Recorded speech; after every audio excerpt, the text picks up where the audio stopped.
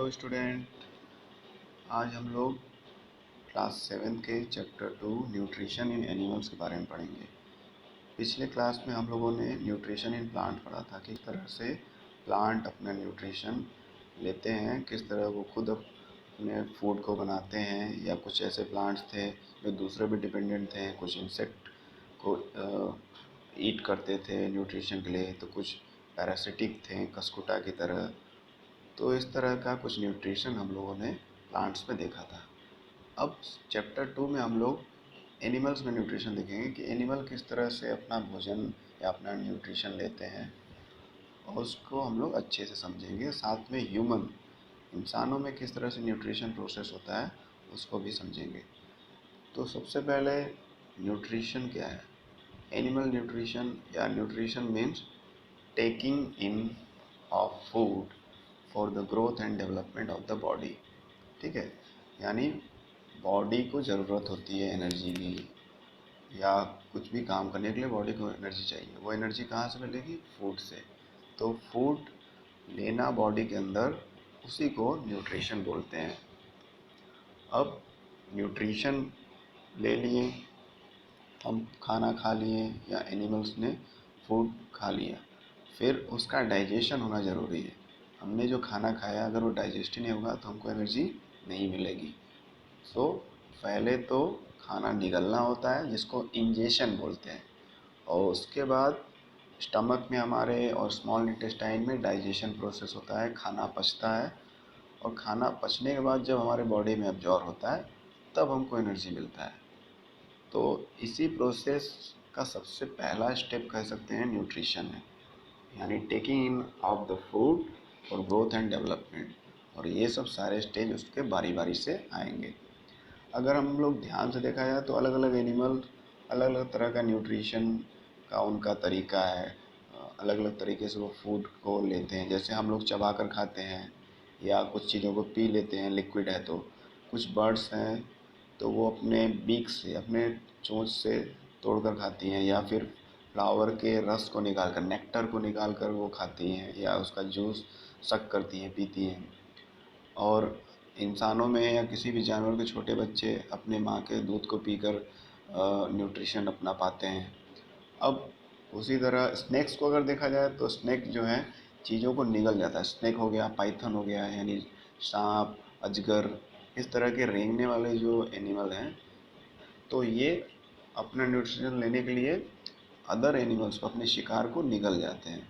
कुछ और एनिमल हैं जो एक्वाटिक होते हैं, पानी में रहते हैं, तो वे क्या करते हैं कि वो पानी में तैरते हुए छोटे छोटे इंसेक्ट और छोटे, अपने से कई गुना छोटे एनिमल्स को उस पानी में से फ़िल्टर करके खा जाते हैं। बाकी चीज़ों को बाहर छोड़ देते हैं, बस अपने शिकार को खा जाते हैं।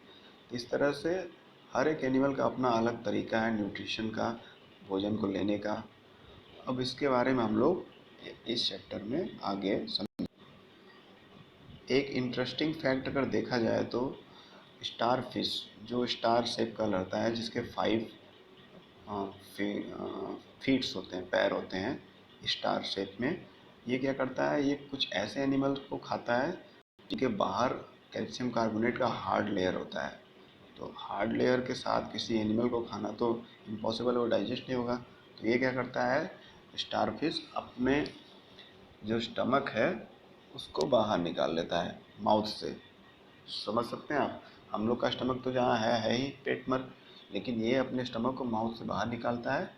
उस अपने शिकार का पहले तो हार्ड लेयर तोड़ता है, फिर उसके अंदर का सॉफ्ट पार्ट निकाल लेता है, अपने स्टमक में ले लेता है, फिर वापस अपना स्टमक खींच करके मुंह में से अंदर अपने पोजीशन में पहुंचा लेता है। तो ये थोड़ा सा अजीब और इंटरेस्टिंग फैक्ट है स्टारफिश का। अब डाइजेशन इन एनिमल हम लोग पढ़ेंगे ध्यान से। तो इंसान में या हम लोगों में जो डाइजेशन होता है वो काफ़ी कॉम्प्लेक्स प्रोसेस है, काफ़ी स्टेप वाइज बहुत लंबा प्रोसेस है। इसको हम लोग वन बाय वन समझेंगे। सबसे पहले आता है हमारा माउथ पार्ट। माउथ यानी दांत, जीभ, और अंदर जो सैलरी ग्लैंड्स हैं, सैलिवरी ग्लैंड्स वो होते हैं जिससे लार निकलता है, सलाइवा निकलता है। तो ये इसको बोलते हैं बकल कैविटी, यानी माउथ के पार्ट को बकल कैविटी बोलते हैं।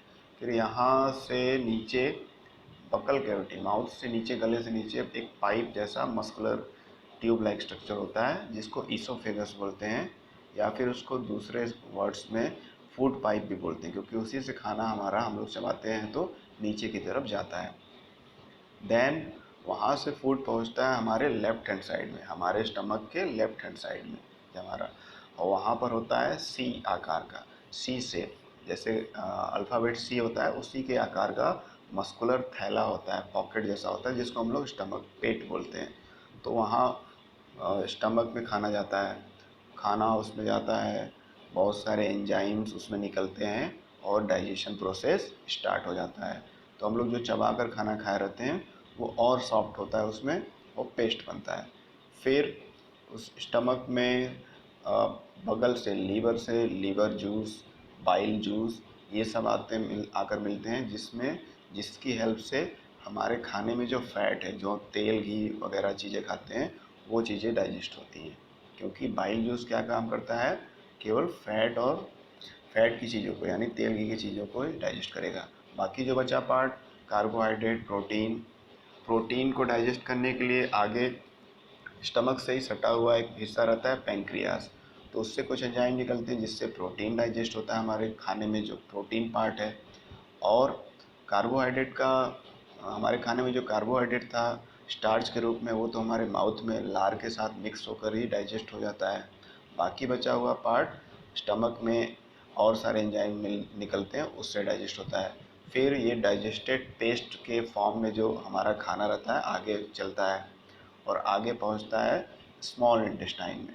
स्मॉल इंटेस्टाइन में पहुंचता है हमारा खाना, तो वहाँ पर ट्यूब लाइक स्ट्रक्चर होता है, कम एरिया में सकरा ट्यूब जैसा स्ट्रक्चर रहता है, कॉइल्ड, घुमा हुआ, घुमावदार। और उसके उस जो स्ट्रक्चर है उसके अंदर हेयर लाइक स्ट्रक्चर होते हैं। जैसे आप ब्रश देखे होंगे, टूथब्रश, उसमें बहुत सारे ब्रश प्लास्टिक के महीन महीन निकले रहते हैं जिससे हम लोग ब्रशिंग करते हैं, उसी तरह के महीन महीन हेयर लाइक स्ट्रक्चर हमारे स्मॉल इंटेस्टाइन में होते हैं। वो क्या करते हैं, जब जैसे ही स्टमक में से पेस्ट आता है, हमारे खाने का पूरा मिक्सचर जो आता है एकदम महीन पेस्ट बनकर, वो हेयर लाइक स्ट्रक्चर उसको उसमें से न्यूट्रिशन एब्जॉर्ब कर लेने लगते हैं। उन हेयर लाइक स्ट्रक्चर को विली बोलते हैं या माइक्रो विली बोलते हैं। तो उनका काम क्या है, फूड में से न्यूट्रिएंट को एब्जॉर्ब करना। ठीक है। उसके बाद स्मॉल इंटेस्टाइन के बाद आता है लार्ज इंटेस्टाइन। अब उसके बाद जो बचा हुआ एक्स्ट्रा फूड है या पेस्ट के रूप में हमारा फूड बचा हुआ है, उस स्मॉल इंटेस्टाइन से एब्जॉर्ब होने के बाद आगे बढ़ता है लार्ज इंटेस्टाइन में। लार्ज इंटेस्टाइन में क्या होता है कि जो लिक्विड पार्ट है, यानी वाटर जो है हमारे खाने के पेस्ट में, वो एब्जॉर्ब होता है। यानी लार्ज इंटेस्टाइन में वाटर का एब्जॉर्प्शन होता है और स्मॉल इंटेस्टाइन में न्यूट्रिएंट का एब्जॉर्प्शन होता है, जितना बॉडी की ज़रूरत है, बाकी सब आगे बढ़ता जाता है। तो लार्ज इंटेस्टाइन में वाटर का एब्जॉर्प्शन हो गया, जो हमारे फूड के मिक्सचर था।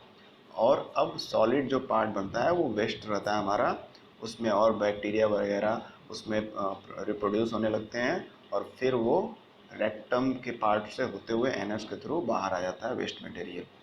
तो ये पूरा जो स्टेप बाय स्टेप था, ये हमारा क्या था, न्यूट्रिशन इन एनिमल का एक शॉर्ट वे था। और हमारा माउथ से लेकर के एनस तक, एंड पार्ट तक, जहाँ से हमारा वेस्ट मटेरियल निकलता है, इसको डाइजेस्टिव सिस्टम बोलते हैं। क्योंकि ये डाइजेशन के प्रोसेस में ही सारे इन्वॉल्व हैं, तो इनको डाइजेस्टिव सिस्टम का पार्ट्स बोलते हैं। आई होप आप लोगों को ये क्लियरली समझ में आ गया। अब हम लोग थोड़ा सा डिटेल में जाएंगे, माउथ एंड बकल कैविटी। हमारा माउथ जो है और बकल कैविटी जो ये पूरा हिस्सा है यहाँ तक, उसके बारे में समझेंगे। तो अगर देखा जाए तो हमारे इंसानों में दो तरह के टीथ होते हैं, two types of teeth we have at different stages of our life. जैसे कि स्टार्टिंग में हम लोग बच्चे जब रहते हैं, बड़े होते हैं, थोड़े बड़े होते हैं, 8-10 साल तक के होते हैं, तब जो टीथ हमारे में ग्रो होता है उसको मिल्क टीथ बोलते हैं, और वो टेम्प्रोरी टीथ होता है, यानी वो कुछ समय बाद टूट ही जाता है। और उसके बाद जो नया टीथ उगता है या बनता है हमारा, उसको परमानेंट टीथ बोलते हैं।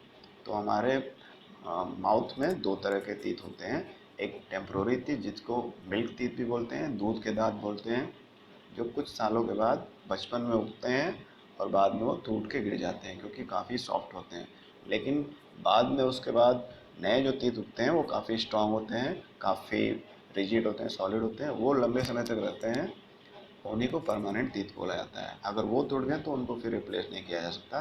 फिर उसकी जगह पे कुछ लोग गोल्ड के टीथ लगवाते हैं, या फिर कुछ इम्प्लांट करवाते हैं, नकली दांत लगवाते हैं, तो ऐसा होता है। तो माउथ में हमारे ये दो तरह के टीथ्स होते हैं। और हमारे जो टीथ्स हैं उसके भी चार टाइप हैं, चाहे वो मिल्क टीथ हो या परमानेंट टीथ, चार टाइप। जो सामने वाले ऊपर नीचे के चौड़े जो दांत होते हैं उनको इंसीजर बोलते हैं। ये चीज़ों को काटने का काम आता है सामने से। फिर उसके बगल में दोनों तरफ दो दो ऊपर नीचे जो दांत हैं वो थोड़े नुकीले होंगे, आप देखे होंगे, तो वो चीज़ों को चीरने फाड़ने के नोचने का काम आता है। तो इंसीजर सामने वाला हो गया, ये कैनाइन। फिर उसके बाद थोड़े से चौड़े दांत इधर की तरफ होते हैं, उसको प्रीमोलर बोलते हैं, यानी ये काटने और पीसने के काम आता है। और फिर मोलर लास्ट में आता है, मोलर टीथ, ये फोर्थ कैटेगरी है।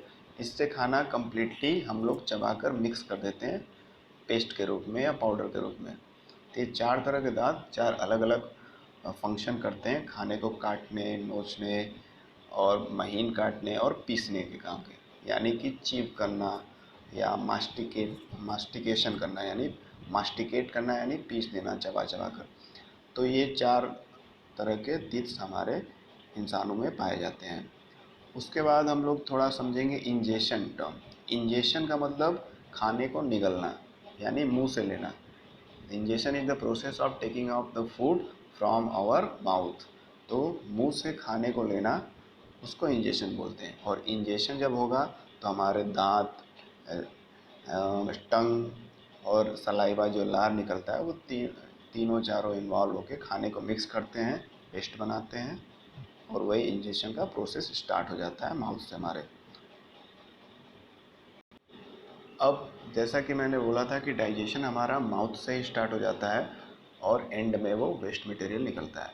तो माउथ में कैसे डाइजेशन होता है, इसको कैसे समझेंगे, तो इसके लिए एक एक्टिविटी दिया है आपके बुक में, एक्टिविटी 2.3। इसमें क्या करना है कि हम लोग जो भी खाना खाते हैं उसमें तो सारे न्यूट्रिएंट मिक्स होते हैं, carbohydrate, protein, fat, minerals, etcetera etcetera. तो उसमें से जो कार्बोहाइड्रेट का स्टार्च फॉर्म है, कार्बोहाइड्रेट का एक रूप जो है, एक रूप, ऐसे तो कार्बोहाइड्रेट के बहुत सारे रूप होते हैं, तो स्टार्च वाला जो फॉर्म है उसका डाइजेशन हमारे माउथ में होता है। किसकी हेल्प से? एमाइलेज नाम के एंजाइम की हेल्प से। एमाइलेज एमाइलेज एंजाइम किस में प्रेजेंट होता है? हमारे लार में, सलाइवा में। तो जैसे ही हम लोग खाना खाते हैं और हमारे खाने में अगर स्टार्च है तो वो मिक्स हो जाता है सलाइवा में, और सलाइवा हमारे स्टार्च को तुरंत डाइजेस्ट करके एब्जॉर्ब करने लगता है, ठीक है, और पास आउट करने लगता है नीचे की तरफ। ठीक। अब इसको हम लोग कैसे देखेंगे? तो स्टार्च टेस्ट करने के लिए एक आयोडीन टेस्ट होता है कि हमारा खाना डाइजेस्ट हुआ कि नहीं, या डाइजेशन कैसे होता है स्टार्च का, इसको प्रूव करने के लिए हमारे हम आयोडीन टेस्ट कर सकते हैं। अब इसमें करना क्या होगा कि हम लोग दो छोटे छोटे टेस्ट ट्यूब्स लेंगे और चावल लेंगे। चावल को, पका हुआ चावल या कच्चा चावल ले सकते हैं, उसको चबाएंगे मुंह में डालकर, और थोड़ा देर चबाने के बाद जब लार से वो मिक्स हो जाएगा, सलाइवा से मिक्स हो जाएगा, तो उसको एक टेस्ट ट्यूब में डाल देंगे, उसको मुंह से थूक देंगे या उसको डाल देंगे। और एक दूसरे वाले में केवल एक दूसरे वाले में क्या होगा कि दूसरे वाले में हम लोग क्या करेंगे कि पका हुआ चावल डायरेक्टली डालेंगे, उसको बिना चबाए हुए, ठीक है। तो हमारा जो चावल है डाइजेस्ट किस में नहीं होगा? जो पका हुआ, क्योंकि उसको तो चबाया नहीं गया है। और एक में हम लोगों ने एक टेस्ट ट्यूब में चबाया हुआ चावल अपने लार्ज के साथ मिक्स उसमें टेस्ट ट्यूब में डाला है। अब दोनों टेस्ट ट्यूब में एक एक ड्रॉप आयोडीन सॉल्यूशन, एक केमिकल होता है, उसको डालेंगे। तो जिसमें स्टार्च होगा तो वो ब्लू कलर का दिखाएगा, और जिसमें स्टार्च नहीं होगा जिस सॉल्यूशन में, वो कलरलेस रहेगा, यानी उसमें कोई कलर नहीं दिखेगा। तो बताइए कि किसमें ब्लू कलर। तो ब्लू कलर दिखेगा उसमें जो चावल केवल पकाया हुआ है और उसको डायरेक्ट उसका सलूशन बनाया गया है, उसको चबाया नहीं गया है, क्योंकि उसमें उसको तो खाया नहीं गया है, तो डाइजेस्ट उसमें से स्टार्च जो उसमें मौजूद है वो तो डाइजेस्ट होगा नहीं, तो जैसे का तैसा है। तो उसमें जैसे ही आयोडीन सब डालेंगे तो डार्क ब्लू कलर का सलूशन वो बन जाएगा। लेकिन जिसको हम लोग चबाए हैं और थोड़ा देर मिक्स किए हैं सलाइवा में, तो उसमें से स्टार्च डाइजेस्ट हो जाएगा। अब उसमें अगर आयोडीन सलूशन डालेंगे तो वो कलरलेस रहेगा, उसमें कोई कलर नहीं होगा। यानी ब्लू कलर से हम लोग पहचान कर सकते हैं आयोडीन के एक ड्रॉप डालने के बाद कि कौन किस में स्टार्च है और किस में स्टार्च नहीं है। तो इस तरह से ये भी प्रूव होता है कि डाइजेशन हमारा माउथ से स्टार्ट हो जाता है, वो भी with the help of saliva. तो हमारे माउथ में टीथ के अलावा बहुत सारे मतलब और भी पार्ट है जो है मस्कुलर, जैसे हमारा जीभ, टंग। तो टंग मस्कुलर होता है तो इजीली वो फ्लेक्सिबल होता है, घूमता है और खाने को मिक्स करने में बहुत उसका इम्पोर्टेंट रोल है। साथ में वो हमारे बोलने के लिए जो हम लोग क्लियरली बोल पाते हैं वो हमारे टंग के मूवमेंट से ही पॉसिबल हो पाता है, जो हमारी आवाज़ निकलती है। तो खाने को मिक्स करने में इसका बहुत अच्छा बड़ा रोल है। और साथ में हमारे टंग पे बहुत सारे टेस्ट बर्ड्स होते हैं, टेस्ट बर्ड्स अलग अलग जगह पे अलग अलग तरह के टेस्ट बर्ड्स होते हैं। जो आप ध्यान से अगर अपने टंग को देखेंगे तो उस पर थोड़े दानेदार स्ट्रक्चर्स होते हैं, जिसको टेस्ट बर्ड्स बोलते हैं। तो वो टेस्ट बर्ड क्या करते हैं, हमारे जीभ का कोई पोर्शन सॉल्ट को टेस्ट कर सकता है, मतलब नमक को, कहीं पे तीखापन टेस्ट हो सकता है, कहीं पे मीठापन, कहीं पे कड़वापन। इस तरह से तीन चार तरह के टेस्ट बर्ड्स हमारे जीभ के अलग अलग पोर्शन पे होते हैं। तो इसी से हम लोग खाने का स्वाद ले पाते हैं। अब आता है एक टॉपिक कि टूथ डिके, कि हमको हमारे बड़े पेरेंट्स भी मना करते हैं कि ज़्यादा चॉकलेट बिस्किट मत खाया करो, नहीं तो दांत खराब हो जाएंगे। तो ये वाकई में सही बात है। अब इसका क्या कारण है कि दांत मीठे खाने से ख़राब होते हैं, काफ़ी लोग तो खाते हैं उनके नहीं ख़राब होते हैं और किसी किसी के हो जाते हैं। तो इसमें कुछ सावधानियां बरतने की ज़रूरत है, आइए इसको हम लोग समझते हैं। तो सबसे पहले कुछ भी हम लोग मीठा अगर खाते हैं या चॉकलेट स्टिकी चीज़ जो हमारे दांतों में फंस जाती है, तो उसको खाने के बाद हमको ब्रश करना चाहिए ताकि वो छूट जाए, और अच्छे से पानी से मुंह धोना चाहिए, तब तो ठीक है। लेकिन अगर हम लोग रात को खाएं कोई चॉकलेट बिस्किट या कुछ भी और बिना मुंह में बिना ब्रश किए या मुंह अच्छे से धोए हुए अगर सो गए तो वो चिपका रहेगा हमारे दांतों में, और बैक्टीरिया जो होता है हर जगह होता है, एयर में या कहाँ भी, तो हमारे माउथ में इंटर कर जाएगा और फिर वो उस जो स्टिकी चीज़ है, मीठा चीज़ जो भी है हमारे दांतों में फंसा हुआ, उस पर ग्रो करने लगेगा बहुत तेज़ी से। और उस शुगर को, जो उसमें चीनी है शुगर है, उसको एसिड में चेंज कर देगा। एसिड यानी तेजाब जिसको बोलते हैं, उतना स्ट्रॉन्ग एसिड नहीं लेकिन फिर भी काफ़ी स्ट्रॉन्ग। तो फिर क्या होगा, वो एसिड में कन्वर्ट हो जाएगा, तो दांत जो हमारा कैल्शियम फॉस्फेट से बना हुआ है तो उसको थोड़ा थोड़ा खुरदरा करने लगेगा। ये तब होगा जब बहुत ज़्यादा लोग डेली डे बाय डे बहुत सारा चॉकलेट मीठा खाते हैं और दांत को सही से साफ़ नहीं करते हैं, तो एसिड ढेर सारा बनेगा और दांत धीरे धीरे खुरदरा होकर वीक होने लगेगा और फाइनली दांत टूट जाते हैं। टूथ डीके यानी डीके हो जाता है। इसीलिए ये सब सावधानी रखनी चाहिए, ब्रश करना चाहिए और स्टिकी चीज़ें वगैरह नहीं खाएं तो ही अच्छा है।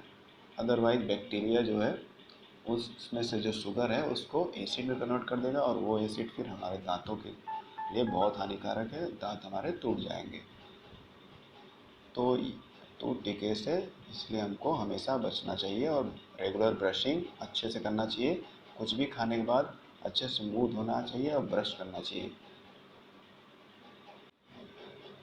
कभी कभी आप ये एक्सपीरियंस किए होंगे कि अगर जल्दी जल्दी में स्कूल जा रहे हैं, कॉलेज जा रहे हैं, अपने दफ्तर जा रहे हैं, तो खाना खाते समय आप जल्दी जल्दी के चक्कर में आपको हिचकियाँ आने लगती हैं या अजीब सा फील होने लगता है, खांसी आने लगती है, जैसे लगता है खाना कहीं अटक गया है गले में, इस तरह का फील होता है, अनकंफर्टेबल महसूस होता है।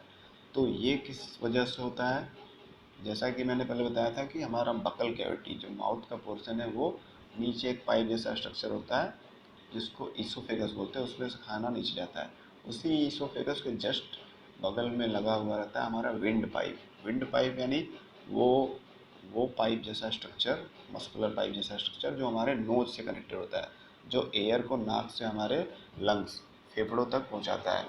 तो क्या होता है कि, और वो जहाँ पे फूड पाइप है यहाँ पर, वहीं पर हमारा विंड पाइप भी रहता है और एक कवर से ढका रहता है जिसको एपिग्लॉटिस बोलते हैं। ठीक है, एपिग्लॉटिस। तो जब एपिग्लॉटिस, जब हम लोग खाना खाते हैं तो जो एयर विंड पाइप है हमारा एपिग्लॉटिस से ढका रहता है, ताकि खाने का कोई भी पार्ट हमारे विंड पाइप में, हवा की नली में ना चला जाए।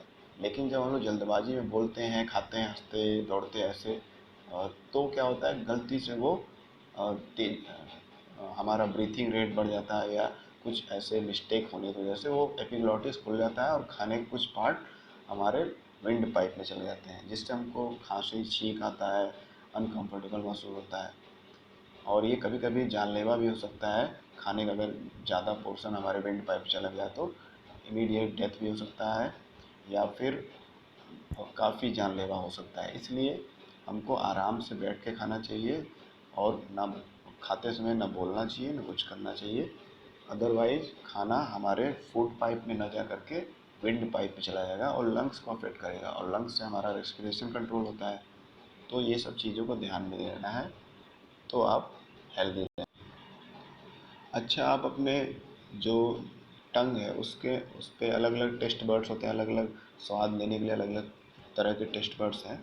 उसका एक छोटा सा टेस्ट कर सकते हैं अपने क्लास के स्टूडेंट या अपने फ्रेंड्स, फैमिली के मेंबर्स के साथ, कि अब किसी एक व्यक्ति को ब्लाइंड फोल्ड कर दीजिए, उसकी आंखों पर पट्टी बांध दीजिए ताकि वो कुछ देख ना पाए, और फिर उसको अलग अलग तरह के मीठे, खट्टे, नमकीन चीज़ों को, कुछ भी चीज़ों को टच कर, मतलब चखाए, उनके उनके जीभ पे रखिए और फिर उनसे पूछिए कि क्या क्या है ये।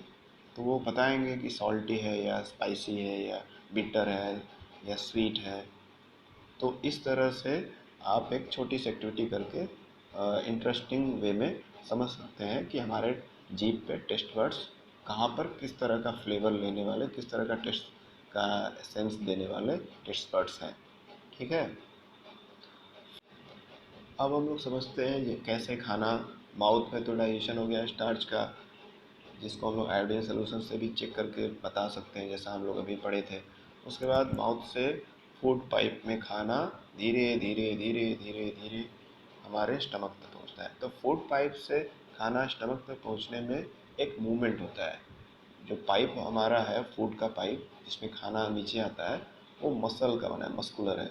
तो वो खुलता, ऊपर से नीचे खुलता बंद होता है, ऐसे धीरे धीरे खाना नीचे आता है, जिसको पेरिस्टाल्टिक मूवमेंट बोलते हैं। पेरिस्टाल्टिक मूवमेंट, उसी मूवमेंट से थोड़ा सा फूलता है पाइप, फिर पिचकता है, फूलता है, पिचकता है, और ऐसे ही धीरे धीरे खाना नीचे की तरफ आता है और अल्टीमेटली स्टमक में पहुंच जाता है। तो ये किस वजह से होता है? Because of the peristaltic movement of the food pipe, the food come from the mouth to the stomach. तो ये होता है।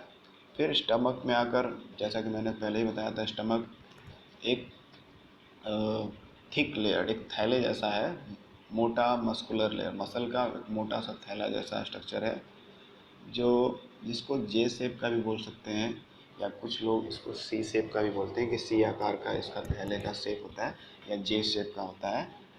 और ये एलिमेंट्री कैनाल यानी हमारे डाइजेस्टिव सिस्टम का जो टाइप ट्यूब जैसा स्ट्रक्चर है फ्रॉम माउथ टू एनस, उसको एलिमेंट्री कैनाल बोलते हैं। उसी का एक ये भी पार्ट है।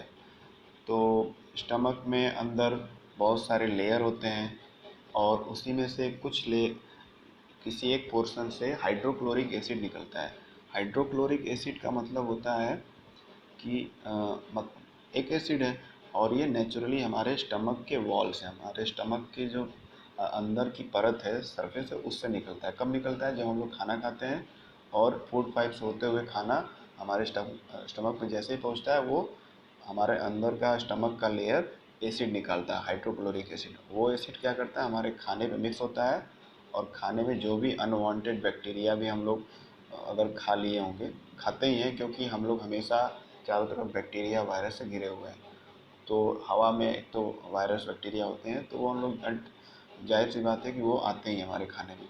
तो जैसे ही हम खाना खा रहे हैं, हमारा खाना स्टमक में पहुँचता है, तो तुरंत एसिड अंदर से निकलता है स्टमक के अंदरूनी सरफेस से, और उसमें से सारे बैक्टीरिया को मारता है। तो इस पर्पज के लिए एसिड हमारे स्टमक से निकलता है। उसके अलावा बहुत सारे डाइजेस्टिव जूस, एंजाइम्स, ये सब केमिकल्स निकलते हैं जो खाने को पचाने में, उसको पेस्ट बनाने में, यानी उसको ब्रेक करने में हेल्प करते हैं। क्योंकि जितना ज़्यादा सॉफ्ट और महीन वो ब्रेक होगा, उतना ही इजली वो हमारा बॉडी एब्जॉर्ब कर पाएगा उस फूड को। ठीक है। अब उसके बाद खाना डाइजेस्ट हो गया थोड़ा सा, और अब खाना कहाँ पहुँचता है? स्मॉल इंटेस्टाइन में। स्मॉल इंटेस्टाइन यानी छोटी आंत, और फिर उसके बाद बड़ी आंत, लार्ज इंटेस्टाइन आता है। तो स्मॉल इंटेस्टाइन का लंबाई लगभग 7.5 मीटर होता है। 7.5 मीटर यानी 7 3 या 21, अप्रॉक्सीमेटली 22 और 23 मीटर लंबा। अब आप सोचेंगे इतना मीटर लंबा कैसे हो सकता है? 22 और 23 फीट लंबा, सॉरी, 7.5 मीटर यानी उसको फीट में कन्वर्ट करेंगे तो 22 और 23 अप्रॉक्सीमेटली फीट लंबा। तो वो कॉइल्ड होता है, घुमा हुआ एक ट्यूब जैसा स्ट्रक्चर होता है जो एक ही जगह सही वे में कॉइल्ड है, मतलब पिरोया हुआ है, घुमा हुआ है, फैला हुआ नहीं। फैलेगा तो हमारा बॉडी इतना बड़ा है ही नहीं कि वो एकोमोडेट कर पाए, एडजस्ट हो पाए उसमें। तो इतना बड़ा ये स्मॉल इंटेस्टाइन होता है। और ये स्मॉल इंटेस्टाइन लीवर जूस या पेंक्रियास जो है उससे, डाइजेस्टिव जूस, ये सब से लेकर के खाना जो हमारा स्टमक से आगे बढ़ा है उसको और डाइजेस्ट करता है। उसमें जो और चीज़ें हैं न्यूट्रिएंट, उसको और ब्रेक डाउन करके छोटा करता है। ब्रेक डाउन करना यानी डाइजेस्ट ही करना होता है। तो इस तरह वहाँ डाइजेशन हुआ। अब आगे, जैसा कि मैंने पहले बताया था कि जो बाइल जूस निकलता है या लीवर से जो निकलता है लीवर जूस, वो फैट को डाइजेस्ट करने में हेल्प करता है। हमारे फूड में जो ऑयल या घी है, इनको फैट बोलते हैं हम लोग, तो इसको डाइजेस्ट करने में हेल्प करता है। और ये बाइल जूस कहाँ से निकलता है? लीवर से। और स्टोर कहाँ रहता है? गॉल ब्लैडर में। ठीक है। तो डायरेक्टली ये लीवर हमारे स्टमक में ट्रांसफ़र, ये स्मॉल इंटेस्टाइन में ट्रांसफ़र नहीं करता है। ठीक है। ये जो हमारा लीवर है वो बाइल जूस प्रोड्यूस करता है, लेकिन अपने पास रखता नहीं है, ये दे देता है अपने बगल वाले ऑर्गन को। इसका नाम है गॉल ब्लैडर। तो वहाँ पर जाकर बाइल जूस इकट्ठा रहता है, और जैसे ही खाना स्टमक से निकल कर स्मॉल इंटेस्टाइन में आता है, वो गॉल ब्लैडर ओपन होता है और बाइल जूस निकाल देता है, और खाने में से फैट वगैरह डाइजेस्ट होना शुरू हो जाते हैं। तो ये ऐसा ऐसा प्रोसेस होता है स्टेप बाय स्टेप हमारे बॉडी में, और डाइजेशन अलग अलग न्यूट्रिएंट का होता रहता है। तो उसके बाद आता है पेंक्रियास, जो हमारे स्टमक के थैले के जस्ट नीचे होता है, जो और कुछ एंजाइम्स और जूस निकालता है, पेंक्रियाटिक जूस, जिससे बचे हुए कार्बोहाइड्रेट, प्रोटीन, फैट, वो सब डाइजेस्ट होते हैं। जो हमारे खाने, हमारे स्टमक से जो लिक्विड के फॉर्म में फूड निकला है, उसमें से ये सब न्यूट्रिएंट को डाइजेस्ट करता है। एक अजीब सा इंसिडेंट दिया हुआ है कि कहीं पे एक व्यक्ति का एक्सीडेंट हो गया था, तो उसको गोली लगी थी और उसके स्टमक में छेद हो गया था, होल हो गया था। तो ऑपरेशन वगैरह हुआ, वो बच तो गया, डॉक्टर ने काफ़ी मेहनत की, लेकिन उसके स्टमक के छेद को कवर नहीं किया, ऐसा बोला जाता है। तो वो व्यक्ति जो था, तो बड़ा वो बहुत ही उत्साहित हो गया कि वाह, मैं सही हो गया मेरे। और उसको केवल बैंडेज डॉक्टर ने लगाया था, ऐसा कहा जाता है। जबकि ऐसा पॉसिबल तो नहीं है, क्योंकि पेट में होल रहे और व्यक्ति जिंदा रहे, ओपन रहे। तो ऐसा बोला जाता है इस इंसिडेंट के बारे में कि वो अपने पेट के अंदर बाहर से झांक करके देखता था कि कैसे उसमें खाना जाता है। मैं जब खाता हूँ तो उसमें से कुछ लिक्विड निकलता है और सारा खाना तुरंत डिजॉल्व हो जाता है पेस्ट के रूप में, जल्दी जल्दी कोई जूस निकलता है। उसके बाद स्मॉल इंटेस्टाइन में फूड चला जाता है। तो ऐसा कुछ इंटरेस्टिंग फैक्ट काफ़ी लोगों द्वारा सुना गया है। तो यहाँ से फिर पार्शली डाइजेस्टेड फूड आगे की तरफ बढ़ा। पार्शली का मतलब पूरी तरह से भी डाइजेशन कंप्लीट नहीं हुआ है। जहाँ पे डाइजेशन कंप्लीट हो जाएगा वहाँ पे कंप्लीटली डाइजेस्टेड फूड बोलेंगे। अभी पार्शली यानी कुछ अभी बाकी, कुछ हुआ है, कुछ बाकी है डाइजेशन। तो अगला स्टेप है स्मॉल इंटेस्टाइन में। अभी हम लोग विली के बारे में पढ़े थे कि वहाँ पे फूड का एब्जॉर्प्शन होता है और ये ट्यूब लाइक स्ट्रक्चर होता है स्मॉल इंटेस्टाइन का। उसके अंदर के सरफेस पे हेयर लाइक स्ट्रक्चर होते हैं, जैसा कि हमारे टूथब्रश में होता है। उसी तरह महीन महीन बहुत सारे लाखों हेयर लाइक स्ट्रक्चर होते हैं, जिनको विली बोलते हैं या माइक्रो विली बोलते हैं। माइक्रो यानी बहुत छोटे हेयर लाइक स्ट्रक्चर, इसलिए उनको माइक्रो विली भी बोला जाता है। तो जब इसके थ्रू सारा लिक्विड के फॉर्म में जो हमारा फूड पास होता है, तो वो माइक्रोविली बहुत तेज़ी से उसमें से न्यूट्रिएंट एब्जॉर्ब करने लगते हैं। ठीक है, तो यहाँ पे फूड का एब्जॉर्प्शन होता है। ठीक है, उसमें से न्यूट्रिएंट एब्जॉर्ब किए जाते हैं। फिर अगला स्टेप क्या होता है, उस एब्जॉर्प्शन के बाद जो हमारे जो माइक्रोविली, कई लाखों करोड़ों माइक्रोविली हमारे इंटेस्टाइन में है, उनके रूट के पास, यानी वो जहाँ पे अटैच है स्किन से, हर माइक्रोविली के रूट के पास ब्लड सिस्टम का कनेक्शन है, ब्लड वेसल, यानी हमारा ब्लड जो फ्लो हो रहा है पूरे बॉडी में उसका कनेक्शन है। तो जैसे ही वो माइक्रोविली फूड जैसे न्यूट्रिएंट एब्जॉर्ब करते हैं, वो तुरंत किस में मिक्स हो जाता है, ब्लड में। और ब्लड में मिक्स होकर वो न्यूट्रिएंट पूरे बॉडी में हार्ट की मदद से, हार्ट जब हमारा पंप करता है ब्लड को पूरे बॉडी में, तो पूरे बॉडी में विद इन अ सेकेंड वो न्यूट्रिएंट पहुंच जाता है। इस प्रोसेस को एसिमिलेशन बोलते हैं। यानी फूड का एब्जॉर्प्शन हो गया, फूड एब्जॉर्ब हो गया, और साथ में वो एब्जॉर्ब होने के बाद ब्लड में न्यूट्रिएंट मिक्स हो गया और वो सर्कुलेट हो गया, यानी फैल गया हार्ट के पंपिंग की वजह से। पूरा ब्लड में सारे न्यूट्रिएंट सर्कुलेट हो गया, और जब सर्कुलेट हो गया तो हमको एनर्जी मिलेगी। इस प्रोसेस को एसिमिलेशन बोलते हैं। तो इस तरह से डाइजेशन प्रोसेस होता है। फिर आगे आते हैं लार्ज इंटेस्टाइन में, यानी बड़ी आंत, जिसका डायमीटर काफ़ी बड़ा होता है स्मॉल इंटेस्टाइन के कंपैरिजन में। ये काफ़ी चौड़ा होता है, ट्यूब लाइक ये भी होता है, और कॉइल्ड होता है, घुमा हुआ, कम एरिया में एडजस्टेड होता है। यहाँ पर जैसा कि मैंने पहले बताया था कि बाकी बचा हुआ जो फूड है लिक्विड फॉर्म में आगे बढ़ता है। जितना मैक्सिमम एब्जॉर्प्शन एस्टिमुलेशन हो सकता था हो गया स्मॉल इंटेस्टाइन में।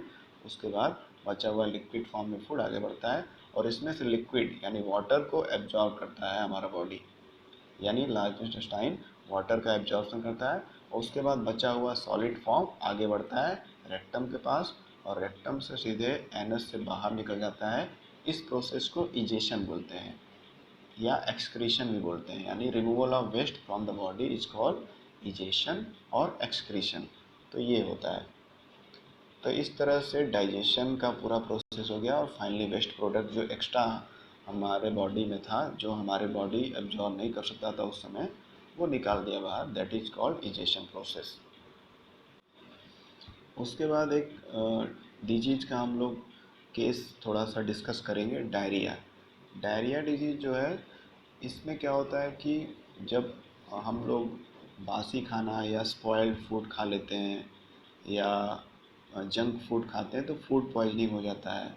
या खाना ढका हुआ नहीं है, उसमें मक्खियाँ बैठी हैं, इस तरह के खाने खाते हैं, तो हमारा पेट, हमारे स्टमक में कुछ प्रॉब्लम हो जाती है, डाइजेशन सही से नहीं होता है। और फिर हमारे जो टॉयलेट वाटर के फॉर्म में होता है, बहुत ही पतला टॉयलेट होता है, जिससे हमारे बॉडी का में पानी की कमी हो जाती है, बहुत ज़्यादा वाटर बॉडी से बाहर निकल जाता है, तो पानी की कमी हो जाती है। तो उस पानी की कमी को पूरा करने के लिए ओ आर एस सोल्यूशन पिया जाता है, या बच्चों को पिलाया जाता है। बच्चों में भी ये होता है प्रॉब्लम, बड़ों में भी। ओरल रिहाइड्रेशन सोल्यूशन, जिसमें इम्पॉर्टेंट मिनरल सॉल्ट होता है, शुगर होता है, और कुछ मिनरल्स होते हैं जो बॉडी में वाटर का बैलेंस और मिनरल का बैलेंस बनाते हैं। तो इस केस को डायरिया बोलते हैं। डायरिया में वाटरी स्टूल निकलता है, यानी काफ़ी लिक्विड या पतला पानी जैसा टॉयलेट होता है, और इससे काफ़ी प्रॉब्लम होता है।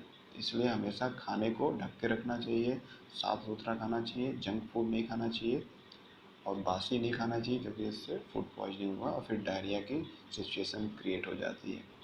अब हम लोग आगे पढ़ेंगे डाइजेशन इन ग्रास ईटिंग एनिमल, यानी जो जानवर हार्बीवोर्स हैं, यानी जो केवल घास भूस मतलब ग्रास खाते हैं या पत्ते खाते हैं, केवल प्लांट्स पे डिपेंडेंट हैं, तो उनमें कैसे डाइजेशन होता है तो इसमें थोड़ा सा इंटरेस्टिंग एक फैक्टर है कि जितने भी कैटल्स होते हैं, जैसे काउस, बफेलोस, ये सब आप लोग देखते होंगे कि एक बार कुछ खाते हैं तो वो चबाते रहते हैं मुंह में, फिर वापस वो फिर दोबारा चबाते रहते हैं, जबकि एक ही काफ़ी लंबे समय तक वो चबाते रहते हैं, जबकि उतनी देर में तो खाना कम्प्लीटली मिक्स हो जाना चाहिए और एकदम सॉफ्ट होकर एब्जॉर्ब हो जाना चाहिए। तो ऐसा कैसे कर लेते हैं? तो उनके बॉडी में स्टमक थोड़ा सा अलग स्ट्रक्चर उसका होता है, जिसको र्यूमेन बोलते हैं। ठीक है। तो उसमें होता क्या है कि वो खाने को पहले मास्टिकेट करते हैं, चबाते हैं अपने माउथ में अपने टीथ की हेल्प से। फिर क्या होता है कि मास्टिकेट करके, थोड़ा सा मास्टिकेट करके वो अपने अपने इच्छा अनुसार अपने मसल्स को कॉन्ट्रैक्ट करके अपने स्टमक के पहले पार्ट रेटिकुलम से रूमेन में ले जाकर अपने फूड को जो चबाए हैं उसको रख लेते हैं। और जब उनको फिर से खाना नहीं मिलता है या उनको नहीं दिया जाता टाइम से, क्योंकि जानवर है, उनसे तो कोई पूछने जाता नहीं है, उनको तो टाइम से इंसान खाना देता है। तो जब उनको कुछ लगता है भूख जैसा, तो वापस वो र्यूमेन से मसल कंट्रैक्ट करके अपना खाना वापस माउथ में लाते हैं और फिर से उसको चीव करने लगते हैं, चबाने लगते हैं, मास्टिकेट करने लगते हैं। तो चीविंग करने लगते हैं। तो बार बार ये प्रोसेस उनमें चलता है। और ये इसी तरह के एनिमल में पॉसिबल है, हमारे में ऐसा पॉसिबल नहीं होता है। तो ये जो खाना वो चबाते हैं वापस फिर र्यूमेन में सेंड कर लेते हैं, फिर वापस वहाँ से लाते फिर चबाने लगते हैं माउथ में, इसको कड बोलते हैं। यानी पूरी तरह से ये डाइजेस्टेड फूड नहीं है, चीव किया हुआ है, पेस्ट फॉर्म में है, और वो कड के रूप में र्यूमेन में जाकर रहता है। अब इनमें डाइजेशन कैसे होता है? तो र्यूमिनेंट, जो जानवर जिनमें ये र्यूमेन के तरह का जो स्ट्रक्चर पाया जाता है स्टमक का, उनको र्यूमिनेंट्स बोलते हैं। जैसे सारे कैटल, जितने मवेशी पालते हैं किसान, गाय भैंस, इन सबको र्यूमिनेंट्स बोलते हैं, क्योंकि इनमें र्यूमेन होता है। यानी स्टमक के पार्ट को र्यूमेन बोलते हैं, क्योंकि इसमें ये फैसिलिटी होती है कि मसल कंट्रैक्ट करके वापस खाना माउथ में ला सकता है कड के फॉर्म में, और फिर चबाकर वापस र्यूमेन में ट्रांसफ़र कर सकता है। अब जो गाय भैंस जानवर जंतु जो भी हैं, वो क्या करते हैं कि केवल हार्बीवोर्स हैं, प्लांट पे डिपेंडेंट है, प्लांट के प्रोडक्ट खाते हैं। और प्लांट में अधिकतर क्या होता है? सेलुलोज। और सेलुलोज को डाइजेस्ट करने के लिए एक एंजाइम चाहता है, सेलुलेज, सेलुलेज एंजाइम, जो कि ये जो एनिमल होते हैं रूमिनेंट, इनके र्यूमेन में कुछ बैक्टीरियाज होते हैं। तो जैसे ही खाना फाइनली वो फाइनल टाइम के लिए उसमें र्यूमेन में भेजते हैं, तो वैसे ही वो बैक्टीरिया सेलुलेज एंजाइम निकालते हैं और उस कड को, जो कड के फॉर्म में फूड है, उसको डाइजेस्ट कर देते हैं और खाना उनका एब्जॉर्ब हो जाता है, डाइजेशन कंप्लीट हो जाता है। जबकि ये बैक्टीरिया और इस तरह के एंजाइम जो हैं इंसानों में नहीं पाए जाते। इसलिए हम लोग इस तरह का खाना डाइजेस्ट नहीं कर सकते हैं, सेलुलोज को डाइजेस्ट नहीं कर सकते हैं। सेलुलोज कंटेनिंग कोई भी चीज़ है, जैसे लकड़ी हो गया, हरी लकड़ी, या बहुत ज़्यादा हरे पत्ते, मोटे पत्ते, इन सबको हम लोग डाइजेस्ट नहीं कर पाएंगे, क्योंकि उसमें जो सेलुलोज है उसको डाइजेस्ट करने के लिए सेलुलोज एंजाइम हमारे बॉडी में नहीं पाया जाता है। ये केवल रूमिनेंट्स में पाया जाता है। और साथ में ये रूमिनेंट रीगर्गिगेट करते हैं। रीगर्गिगेट करना मतलब चबा कर खाना पेट में से, मतलब चबा कर पेट में डालना खाना, वापस पेट में से मुंह में चबाना है। इसको रीगर्गिगेट भी बोलते हैं या रिमिनेशन भी बोलते हैं। तो ये इन्हीं एनिमल में पॉसिबल है, इंसानों में नहीं। उसके बाद क्या होता है, फिर हम अभी तक तो हम लोगों ने बड़े बड़े एनिमल्स, इंसानों या बड़े जानवरों, रेमिनेंट्स, गाय भैंस, इन सब के डाइजेशन के बारे में पढ़ा। अब हम लोग एक माइन्यूट एनिमल के बारे में पढ़ेंगे जो यूनिसेलुलर है, बहुत ही छोटा है, जिसको हम लोग ऐसे तो नहीं देख पाएंगे, हाई पावर के माइक्रोस्कोप में देख पाएंगे, तो वो इतना छोटा होता है। तो उसमें कैसे डाइजेशन होता है, आइए उसको समझते हैं। तो amoeba, amoeba is a microscopic animal, single celled microscopic animal. ये बहुत ही छोटा है, एक सिंगल सेल का उसका पूरा बॉडी होता है। और अमीबा का शेप जो है फिक्स नहीं है। ये अधिकतर तालाब, नदियों नदियों में कम, तालाब में, पॉन्ड्स में ज़्यादा पाया जाता है। और उसमें क्या होता है कि ये क्या करता है, ये बहुत ही ज़्यादा माइन्यूट होता है और तालाब नदियों में तैरता रहता है पानी में, और अपने छोटे जो भी इसके शिकार होते हैं उसको पकड़ के खाता है। कैसे पकड़ के खाता है, ये इसका शेप तो फिक्स नहीं है, तो इसके बॉडी के जिस तरफ भी कोई इसका शिकार आ जाता है उसकी उस तरफ वो अपने बॉडी पार्ट को बढ़ा लेता है और उसको कैप्चर कर लेता है, पकड़ लेता है। और वो जो बॉडी पार्ट को निकालता है कैप्चर करने के लिए किसी भी साइड से अपने शिकार को पकड़ने के लिए, उसको सूडोपोडिया बोलते हैं।